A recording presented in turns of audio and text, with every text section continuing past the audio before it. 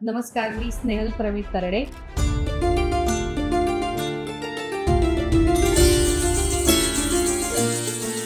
मुलं म्हणजे विद्यार्थी जे आहेत ते आपल्या देशाचं भविष्य असतात.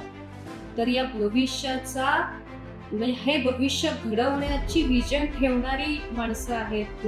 सोमनाथ पाटील सर असतील, तर यशराज पाटील असतील आणि इतक्या ग्लोबल लेवलचा विचार करतात. जोपर्यंत अशी माणसं आहेत भारतामध्ये, तोपर्यंत भारताचं भविष्य नक्कीच उज्ज्वल आहे असं मला हा एकंदर परिसर पाहताना अक्षरशः जाणवलं.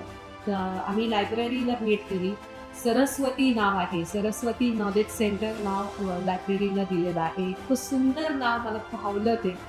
असा कॅम्पस मी पहिल्यांदा पाहिला ज्या कॅम्पसमध्ये एक सुंदर देवघर आहे. अतिशय सुंदर देवघर, जिथे आतमध्ये गेल्यानंतर प्रसन्न वाटावं.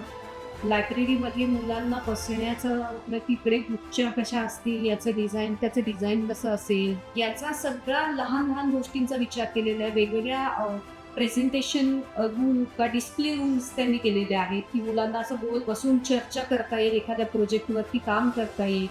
आणि सगळं डिझाईन इंटरनॅशनल लेवलचं स्टँडर्डचं डिझाईन आहे. तर मुलांना अक्षरशः ताट वाढवून ठेवलेलं आहे.